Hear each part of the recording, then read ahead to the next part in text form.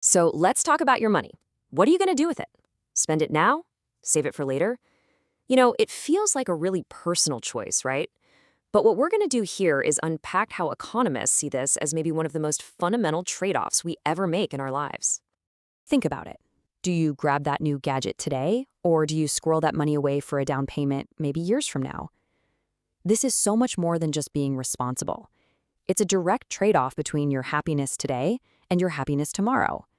And it turns out economists have this surprisingly elegant way of modeling that exact choice. All right, so when economists look at a problem like this, they break it down into two main parts. First, what do we actually want? And second, what can we actually afford?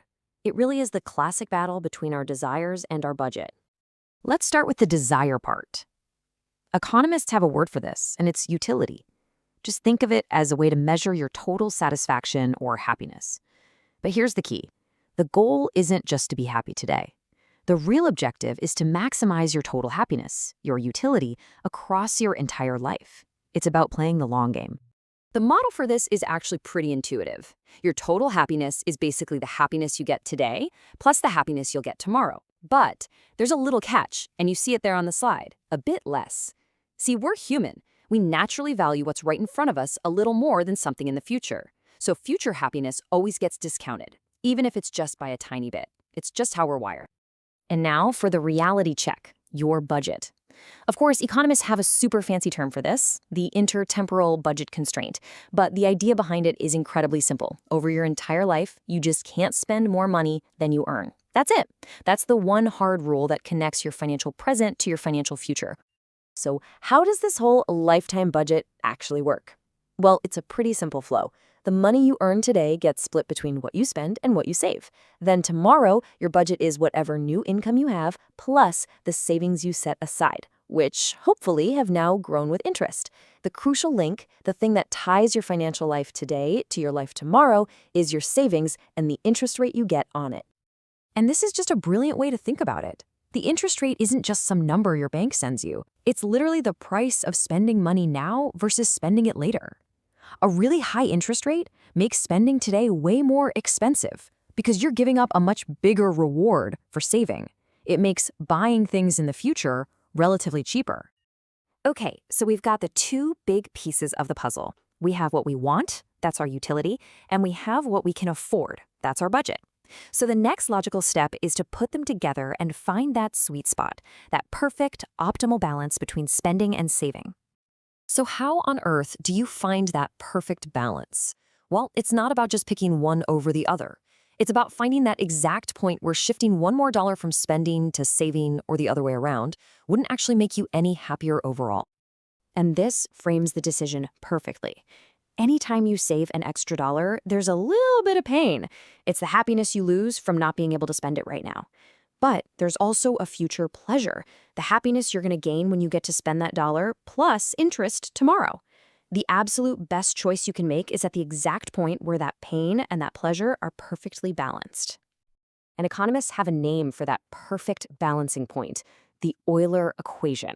Now, don't worry about the math here, but the idea behind it is basically the golden rule of spending over time. It says you found the sweet spot when the pain of saving one more dollar today is exactly canceled out by the pleasure you'll get from spending it with all that interest in the future. That is the peak of your lifetime happiness. Okay, so this whole idea of a mathematical balance, it's kind of neat in theory, but what does it actually mean for how we live our lives? Well, it turns out it reveals a really powerful and almost universal human desire. Just think about it for a second. Our incomes can be a total roller coaster, right? High when you get a bonus, low if you're between jobs. But do we really want our lifestyle, our day-to-day spending, to be a roller coaster too? This model says absolutely not. We crave stability. This tendency has a name. It's called consumption smoothing. We instinctively use saving and borrowing as tools to iron out all those bumps in our income. We'd much rather have a steady lifestyle than a life of feast and famine. And the huge insight here is this. Our spending isn't really based on this week's paycheck. It's based on what we expect our income to be over the long run. This chart just shows it perfectly. That first set of bars, that could be our income. It's got its ups and downs, a real roller coaster. But look at the second set. That's what we try to do with our spending. We use our financial tools to smooth out that roller coaster into a much more stable, predictable path. And the logic behind it is incredibly simple. If your income today is higher than your ideal smoothed out spending level, you save the extra. If your income today is lower than that ideal level, like when you're a student, you borrow to keep your lifestyle steady, fully expecting to pay it back later when your income is higher. So, this model does a great job of explaining our core behavior, but its real power? It's in making predictions. So let's put it to the test. Let's see what it says will happen if we change one of the key variables in the whole system, the interest rate. So what happens if interest rates suddenly go up? The reward for saving is now much, much higher. How does that change what you do? Well, it's actually not as simple as you might think, because a rate hike pulls your decision in two completely opposite directions at the same time. First, you've got the substitution effect. Saving is now a better deal, plain and simple. So you're tempted to save more and spend less today. But then there's this other thing, the wealth effect. If you're a saver, that higher return on your savings might make you feel a little bit richer, which might tempt you to go out and spend a bit more. These two forces are in a constant tug of war. So, which effect wins? Well, for most people, what economic models tend to find is that the substitution effect is stronger. The pure incentive of getting a better deal is usually more powerful than the vague feeling of being slightly wealthier. So, the bottom line is, higher interest rates typically lead to more saving. Of course, this whole elegant model, it's built on one giant assumption, that all of us are perfectly rational, calculating optimizers, little robots. But are we? We get tempted, we procrastinate, we buy things based on emotion. So the real question is, how well can a perfect theory like this ever truly capture the beautiful mess of actual human behavior? Definitely something to think about.